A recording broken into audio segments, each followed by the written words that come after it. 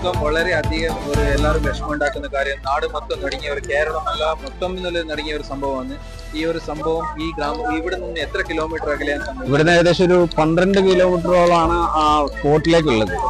ചൂരൽമല മുണ്ടക്കൈ എന്ന് പറയുന്ന പ്രദേശം. അവിടെ ഏകദേശം ആ ഒരു 2 വില്ലേജ് ഈ ഉരുൾപൊട്ടലില് ഒലിച്ചുപോയി എന്നാണ് പറയുന്നത്. എത്ര കുടുംബങ്ങൾ താമസിച്ചിരുന്നു? 400-ലധികം കുടുംബങ്ങളായിരുന്നു അവിടെ ഉണ്ടായിരുന്നതെന്നാണ് നമുക്ക് പ്രാഥമികമായി മനസ്സിലായത്. അതില് 370-ലധികം വീടും തകർന്നിട്ടുണ്ട്. ഇനിയിപ്പോ 30 വീടുകളാണ് അവിടെ ബാലൻസ് ഉള്ളതെന്ന് അറിയാൻ സാധിച്ചത്. ഇപ്പൊ എത്ര മൃതദേഹങ്ങൾ കണ്ടെടുത്തു?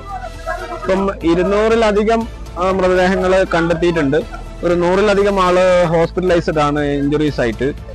ഇനിയും ഒരു 100 സംതിങ് ആളുകളെ നമുക്ക് മിസ്സിംഗ് ആണ്. എല്ലാരെയും നമുക്ക് തിരിച്ചറിയാൻ കിട്ടി റിക്കവറായി വരുന്നേ ഉള്ളൂ.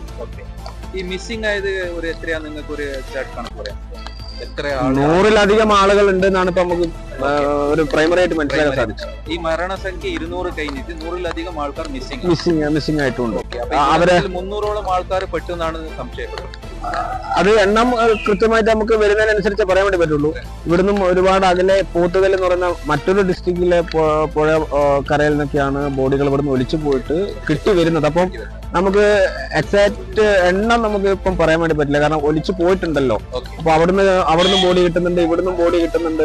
അപ്പൊ നമുക്ക് ഒരു കറക്റ്റ് ഫിഗർ പറയാൻ വേണ്ടിട്ട് ഇപ്പൊ പറ്റാത്തൊരു സ്ഥിതി ഉണ്ട്.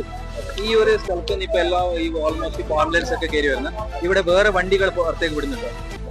ഇല്ല, അത്യാവശ്യ സർവീസുകളും അതുപോലെ എക്യുപ്മെന്റ്സ്, അതുപോലെ എന്താണ് MLA-മാര് അല്ലെങ്കിൽ ജനപ്രതിനിധികൾ അതുമായി ബന്ധപ്പെട്ട പ്രവർത്തനങ്ങൾ, ഈ ഡിസാസ്റ്റർ പ്രവർത്തനങ്ങളെല്ലാം ഏകോപിപ്പിക്കാനുള്ള ആളുകളെ മാത്രമാണ് ഇപ്പൊ അങ്ങോട്ട് കടത്തി വിടുന്നത്, റെസ്ക്യൂ ആയി ബന്ധപ്പെട്ടുള്ള ആളുകൾ. ഇവിടുന്ന് ആൾക്കാരെ ഇപ്പൊ വീട് എത്രത്തോളം വീട് തകർന്നിട്ടുണ്ടാവും?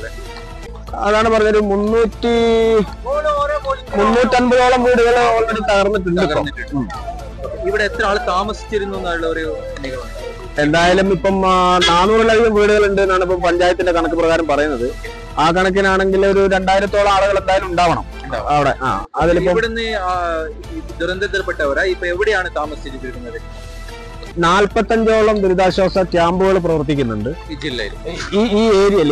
ഇതുമായി ബന്ധപ്പെട്ട് ഇതിന്റെ ഒരു സറൗണ്ടിങ്, അതെ, ഈ ചുറ്റുവട്ടത്തിൽ ഒരു 45-ലധികം ക്യാമ്പുകൾ ഇപ്പൊ പ്രവർത്തിക്കുന്നുണ്ട്.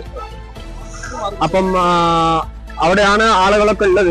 ഈ ആളുകളൊക്കെ റിസോർട്ടുകളിലും മറ്റുമായിട്ട് അഭയം തേടിയിട്ട് അവരെ അവിടുന്ന് റെസ്ക്യൂവിന്റെ ഭാഗമായിട്ട് അവിടെ എത്തിച്ച ആളുകളാണ്. രക്ഷാപ്രവർത്തനം ഇന്നും രാത്രിയും തുടരുമോ?